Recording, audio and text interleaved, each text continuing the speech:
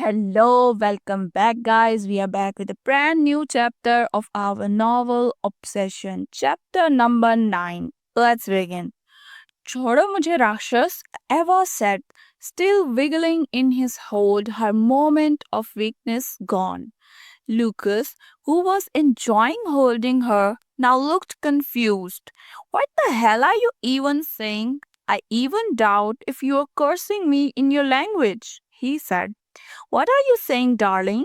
You should know by now that your poor husband can't understand your mother tongue, Lucas said, still laying on the sofa, holding her waist tightly.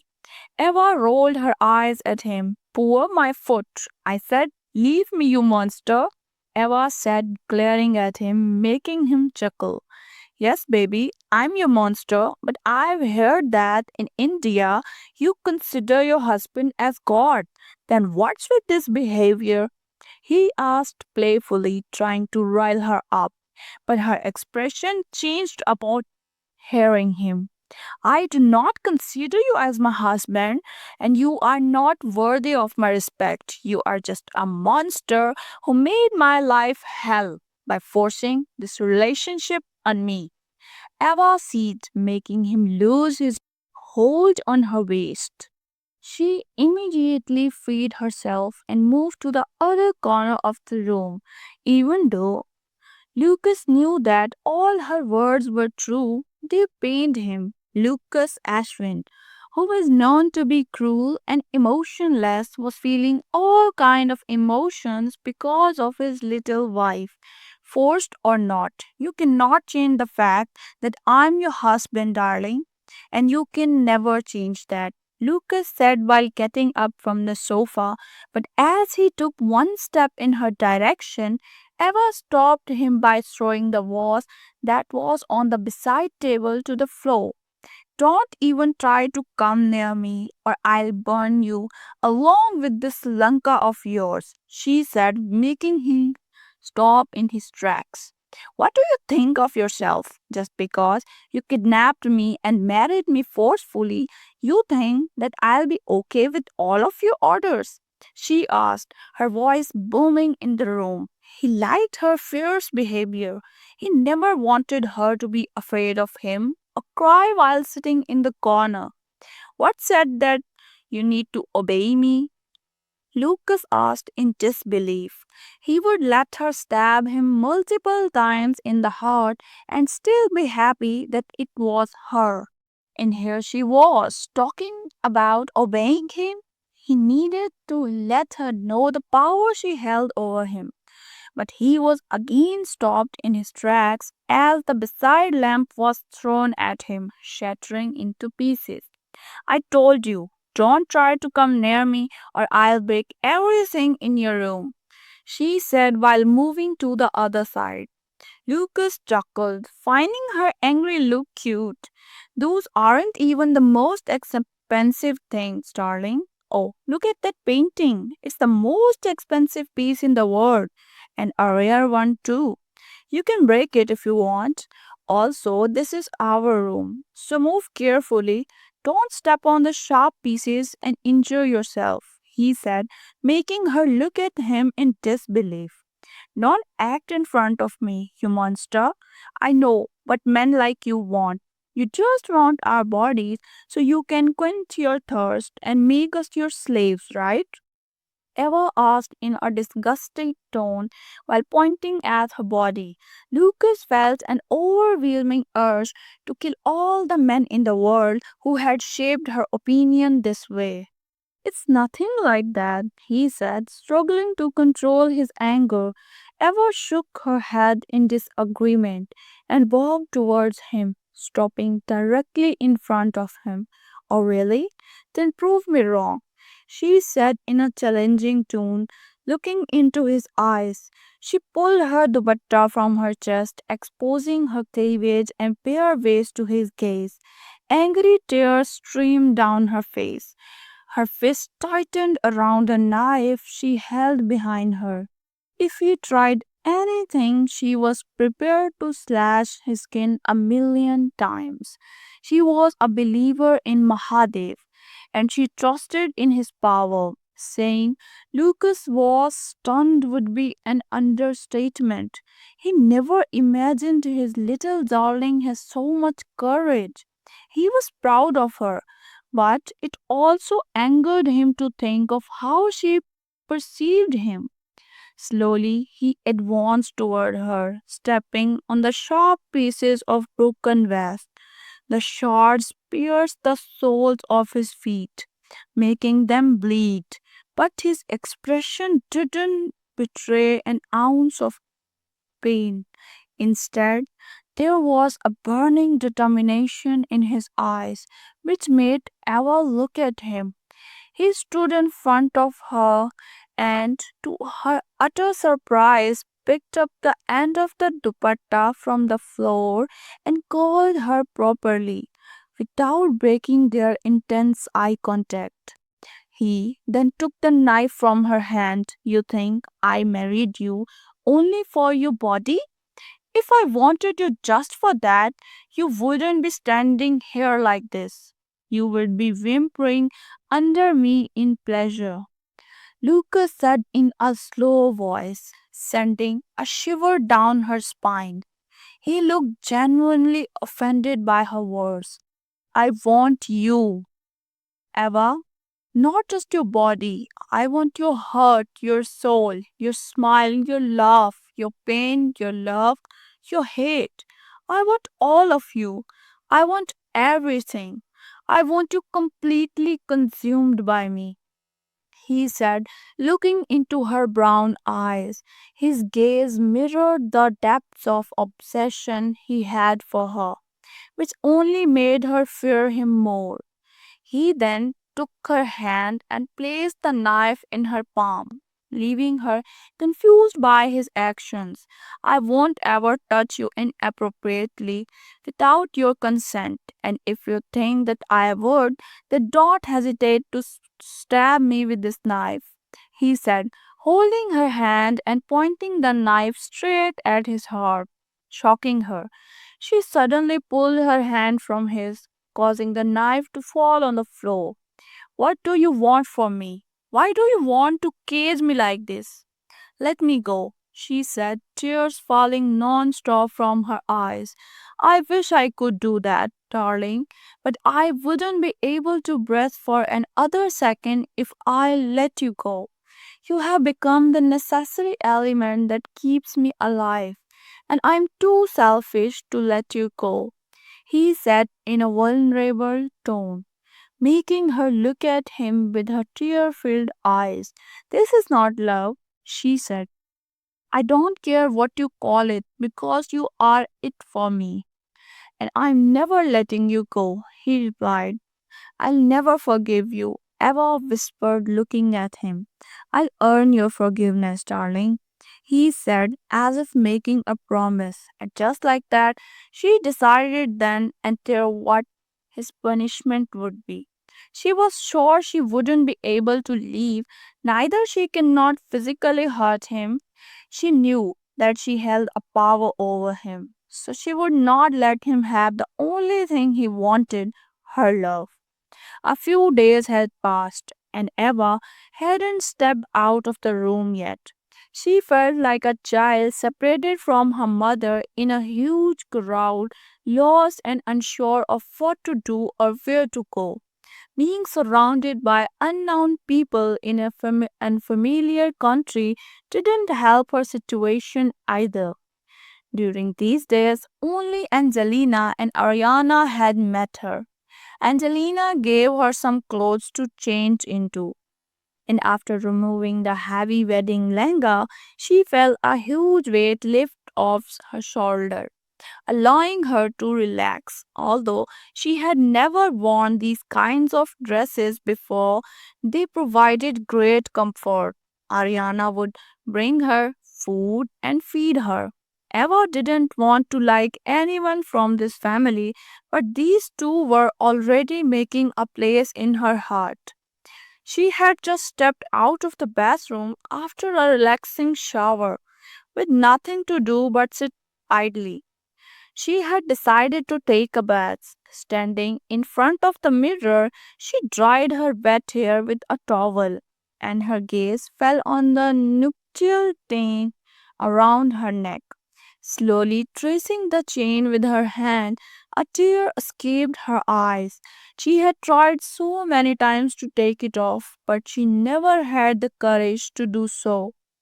The owner of this chain hadn't visited her since that night. Her thought drifted to that night when he had confessed his feelings to her. No matter how many times she denied that, she considered this a marriage or him her husband. She couldn't change the fact that it was true. Marriage has always been a big deal for her since childhood. She had always admired Lord Shiva and Goddess Parvati's love for each other and believed she would have something like that. When everyone started rejecting her for marriage, her hope began to diminish, but her belief in marriage never wavered. When Sharaman and his family finally agreed to the marriage, she decided that even if she didn't like him, she would accept their marriage. And then this happened. Her chain of thoughts was broken by a knock on the door. She neatly placed the towel on a chair and went to open the door, finding Angelina smiling widely at her.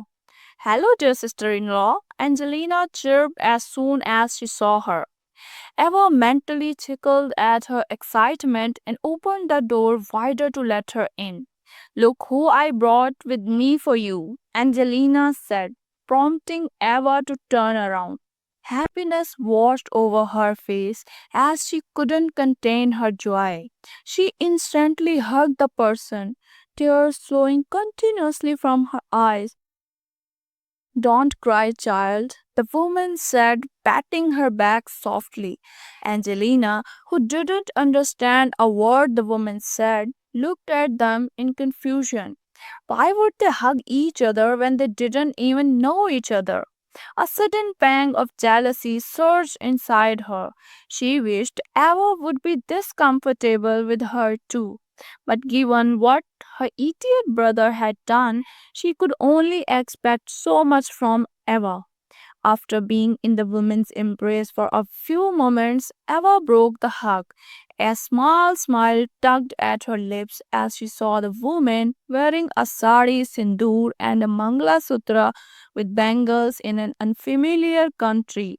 Hugging this woman felt like meeting her mother for a moment. "This is Sheila." I bowed her hair, thinking that she may be able to make you comfortable here, Angelina said, clearing her throat to gain her attention. "It's Sheila, actually. And this girl here cried in front of me saying to meet her sister," the older woman said, looking at Angelina, who had a sulky face hearing her. "Hey, I didn't cry. Why are you lying about it, old woman?" Angelina retorted in a childish tone. Eva hissed, hearing her tone, and said, "She's older than you, and you should talk with respect to her," making the woman smile in her direction. "Sorry, I'll wait outside. You guys can talk," Angelina said, and went from there, making Eva look in her direction and sigh. She then asked the woman to sit on the bed and they started talking with each other. Eva said all the things that happened with her during the past week. The older woman felt sorry for the innocent girl who had to go through all this. After talking for some time, Eva lay down on the woman's lap, who patted her head softly. After some time resting, she got up from her lap. The woman looked at her and placed a motherly kiss on her forehead. "It's time for me to leave, beta," the older woman said, making Eva's smile fade. "Don't worry, you can ask for me any time to that little bratty girl. I'll come to meet you," the lady said, making Eva's chuckle. But I need to say that she genuinely cares for you. She begged me to come here when I said I can't come. Now, it's your decision if you want to forgive them or not. But I would like to say that if you want to give them a chance, don't make it easy for your husband. Life is the biggest mystery in this world. We don't know what is awaiting us in the next second. But whatever problem life throws in our way, we need to believe in ourselves to come over them. If you believe that you can survive this, then you will. Eva silently and carefully heard the woman's suggestion and nodded her head. I'm always ready to help you if you need me, the woman said and stood up from the bed to leave. Eva hugged her and stayed in her warmth for some time. Thank you so much, Sheila, she said. It's okay, bacha. I know you feel, but don't let it be your weakness. Make it your strength to survive here, the woman named Sheila said, and the two went towards the door. Eva opened the door only to get shocked seeing Angelina and other man with familiar facial features as her standing there. Damien, please drop her safely on her house, Angelina said to the man who just looked at her in response, and went from there with the older woman following behind. As soon as the two left, Angelina entered the room with Eva and asked, how are you feeling now? Actually, it was Papa's idea that meeting an Indian would make you happy. Eva could see the concern in her eyes, so without giving a second thought, she hugged her, making the other woman shocked. But she too hugged her back instantly. Breaking the hug, Eva said, thank you so much. That did help me. You don't have to say thanks to me, sweetheart. I know you must be feeling like a prisoner here, but my brother is not ready to let you go. So the least I can do is make you feel comfortable here. Angelina said, to which Eva didn't reply. She went and sat on the sofa, followed by Angelina. I know you must be thinking of this as fake, but I genuinely care for you. What Lucas did was wrong, very wrong.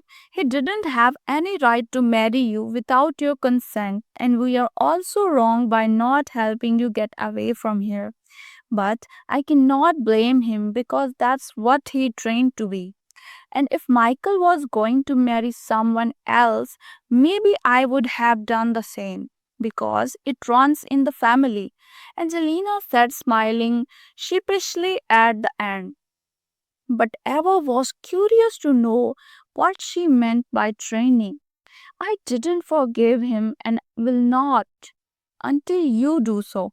So let's punish him together, she said excitedly, gaining Eva's attention. How? Eva asked curiously. She wanted to take her revenge on him for making her cry and helpless, for threatening her family. I am currently out of ideas, but I'll tell you after thinking.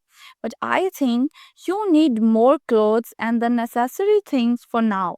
Let's go shopping and I'll take you to some amazing Indian restaurants here. Angelina said, already making a list of restaurants in her mind. Will he let me go? Eva asked, referring to Lucas. There's nobody in the world who can stop Angelina Moretti from doing what she wants. Angelina said, flipping her hair. Okay, Eva said, making her happy. You wait here, I'll bring you something to wear, Angelina said, and went from there like a little kid who got candies. Eva sat down on the bed thinking about something that maybe this was her only way to escape from here. Lucas, who was busy in the thoughts of his wife, was disturbed when he got a call from his little sister. He wondered why she was calling him now because she hasn't talked to him ever since the day he brought Eva home. And his little sister was very good at keeping grudges. She learned from the best. I need to go shopping. Give me your card, she said as soon as he attended the call. Use your card if you want to go shopping. Lucas said in the same tone as hers, making her groan in frustration. She said, "You're so annoying, brother." He said in a sarcastic tone, "Thanks for the compliment, little sis." "Stop it, Lucas. I don't want to talk to you." Angelina said in a sulky tone, "You are talking with me, little one." Lucas said to make her more angry. It was difficult to understand his sister, but he loved making her angry. She said in a loud voice, making him stop. "Don't call me that, asshole." "Okay, why do you need my card?" he asked, coming to the point. "Because I'm taking your wife out. We two have a girls' date." Angelina said, "Why would you take my wife on a date?" "You don't have to. I'll take her on as many dates as she wants." Lucas said, his voice dripping with jealousy, and Angelina smirked in victory. It was now her turn to irritate him. "Karma is indeed a bitch. Don't joke with me, Lucas. She doesn't need you near her, and you are talking about taking her on dates. Keep dreaming." Angelina said, making the man more angry at her. "Stop it already, Lena," he said, gritting his teeth. "Why should I? You have bowed this upon yourself. First earn her forgiveness and then think about dates and all." She said, making her point. Lucas too knew she was saying the truth, so didn't say anything to oppose her. "Where are you taking her? I want both of you to be safe and secure. You know the Volkovs are looking for one chance," he said, instructing her about the danger that looming out of the safety of their mansion. "I know. I'm taking guards with us and have my guns too," she said, reassuring him. "I'll send the card to you. Be safe, Lena. If anything happens, you are grounded for 2 weeks." Lucas said in a warning tone. "You're not going to do anything like that," she said, screaming at him. "Try me, little one," he chuckled. "Go to hell, asshole," she said, and cut the call, making him chuckle at her actions. After that, he called his men to threaten them about what he will do if anything happens to his wife and sister. He wasn't worried about his sister because he knows that if someone touched her, then they would be as good as dead the next moment. But what happens to his wife and sister, he wasn't worried about his sister because he knows that if someone touched her, then they would be as good as dead the next moment. But his wife was the most innocent person in the world. He knew that many of the leaders of other mafias hated him and would do anything dirty to bring down. And there was only one weakness for him, and that was his wife. Here our chapter number 9 ends. So we will meet tomorrow with the new chapter, chapter number 10. Till then, like, share, comment, subscribe, and don't forget to show your support. Bye.